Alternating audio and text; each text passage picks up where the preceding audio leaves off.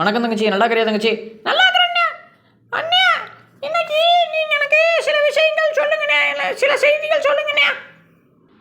என்ன செய்தி தங்கச்சி சொல்கிறது?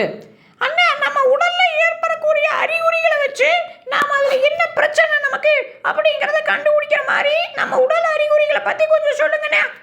சரி தங்கச்சி, நம்ம உடல் அறிகுறி பற்றி உனக்கு சொல்கிறேன். என்ன அறிகுறி வந்தால் அதுக்கு என்ன காரணமாக இருக்கலாம், என்ன பிரச்சனையாக இருக்கலாம், அதுக்கான தீர்வு என்ன அப்படிங்கிறத நான் முழுமையாக சொல்கிறேன். கவனமாக கேளு தங்கச்சி. அதாவது முதல்ல பார்த்தீங்கன்னா, இப்போ நான் சொல்லக்கூடியது எல்லாமே பெண்கள் சார்ந்ததாக வந்து இருக்கும். இன்றைக்கி நான் உங்கள்கிட்ட சொல்கிறேன்னு சொல்லியிருந்ததே வந்து பெண்கள் சார்ந்ததா. அதனால் நீ வந்து கவனமாக கேட்டுக்க.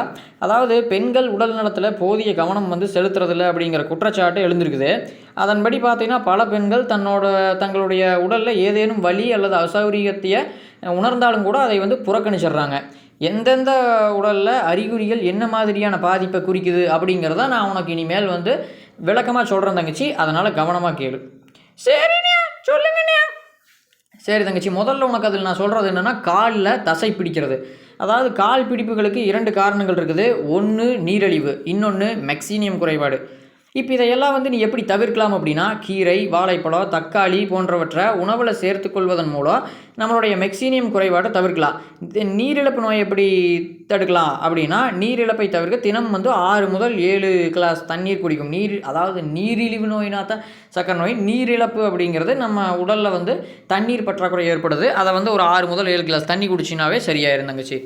ஓ, ரொம்ப நன்றிண்ணே. சரிண்ணே. அண்ணா, அந்த உலர்ந்த சருமத்துக்கு என்னென்ன பண்ணுறது? சொல்கிறேன் தங்கச்சி. உலர்ந்த சருமத்துக்கு என்ன பண்ணுறதுன்னா, உன்னோட தோல் வந்து வறண்டதாக உணர்ந்த அப்படின்னா உடனடியாக அதை ஈரப்பதமாக ஆக்கிறதுக்காக நீ முயற்சியில் ஈடுபடணும். இல்லைன்னா முன்கூட்டிய முதுமை வெளியேறிடும். அப்புறம் உனக்கு வந்து அந்த தோல் வந்து நல்ல ஒரு பளபளப்பாக இருக்காது.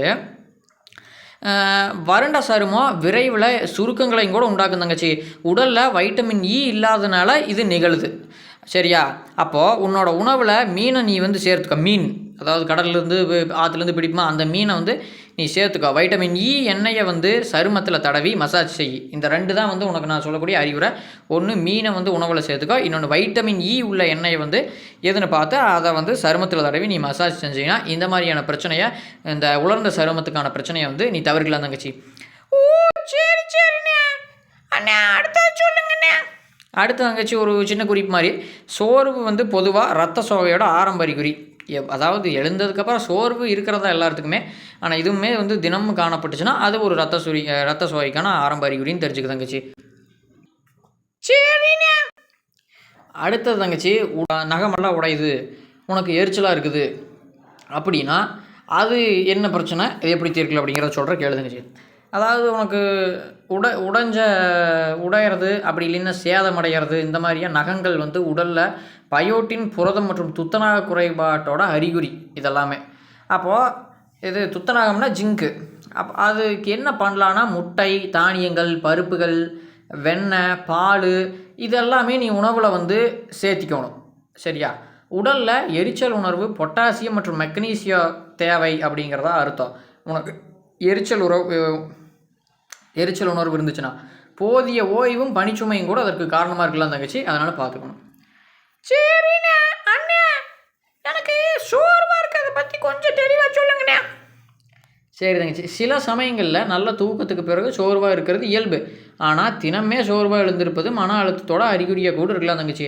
தூங்கும்போது இந்த ஃபோனு, லேப்டாப் இந்த மாதிரியான டிஜிட்டல் சாதனங்களை பார்க்கறோட நேரத்தை நாம் வரம்பிட்டு குறைக்கணும்.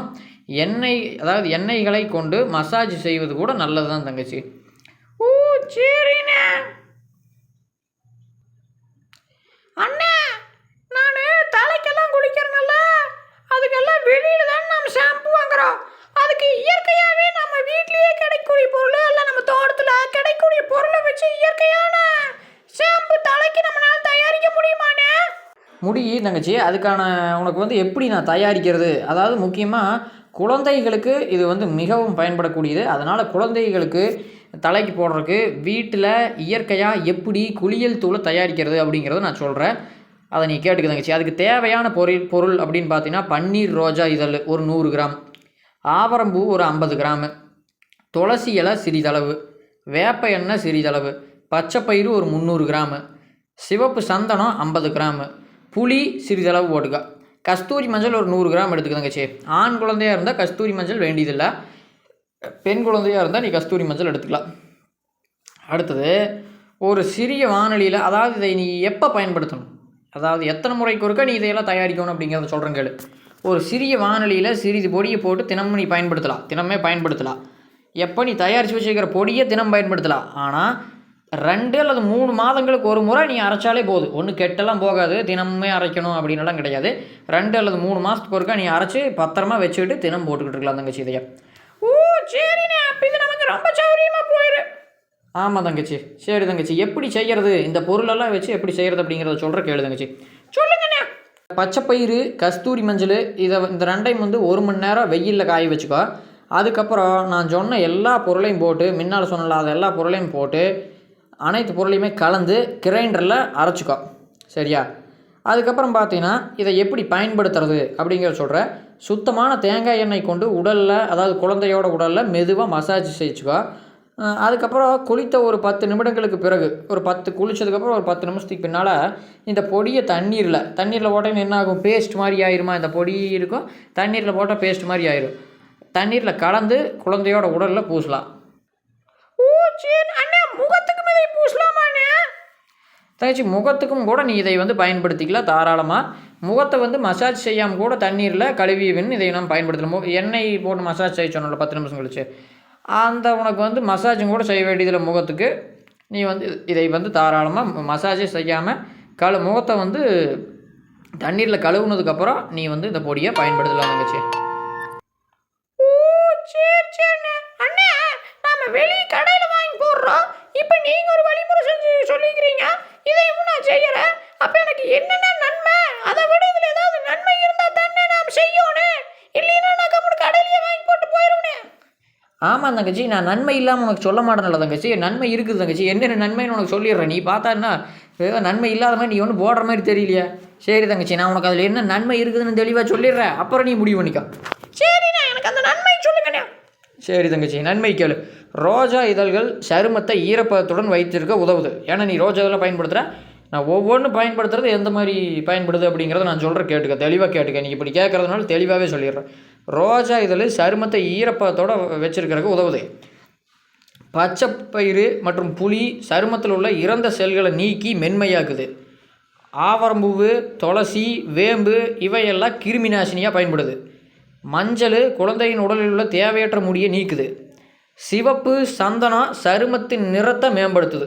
போதுமான தங்கச்சி, உனக்கு தெளிவாக ஒவ்வொரு பொருளும் அதில் கலக்கிறோம், எதுக்கு கலக்கிறோம், என்ன பலன்னு உனக்கு தெளிவாக சொல்லிட்டு தங்கச்சி. ஓ சரிண்ணா சரிண்ணா, ரொம்ப நன்றிண்ணா. நான் உன்னை இதையவே பயன்படுத்த சொல்கிறேன். பக்கத்து வீட்டில் நயன்தாரா ஆண்டியோட குழந்தை ஸ்னேகா குட்டி பாப்பாளுக்கு இதையவே பயன்படுத்த சொல்கிறேன்னா. சரி தங்கச்சி, நீ இதையவே பயன்படுத்த சொல்லு தங்கச்சி, ஒன்றும் தப்பே கிடையாது. சரிண்ணா, ரொம்ப நன்றிண்ணா. நன்றி தங்கச்சி. இன்னைக்கு ஸ்கூலுக்கு போயிட்டு வந்தியா தங்கச்சி? போயிட்டு வந்தாச்சுண்ணா, அதெல்லாம் போயிட்டு வந்தாச்சுண்ணா. ஓ சரி சரி தங்கச்சி, சரி தங்கச்சி. படிச்சியா தங்கச்சி? படிச்சேண்ணா, ஸ்கூலுக்கு படிக்கிறதுக்கு தானே போனே. ஆமாம் தங்கச்சி, உங்கள்கிட்ட பேச முடியாது, நீ நல்லா படி தங்கச்சி. சரிண்ணா சரிண்ணா. சரி தங்கச்சி, சரி நாளைக்கு பேசட்டுமா? சரிண்ணா சரி, நன்றிண்ணா. நன்றி தங்கச்சி.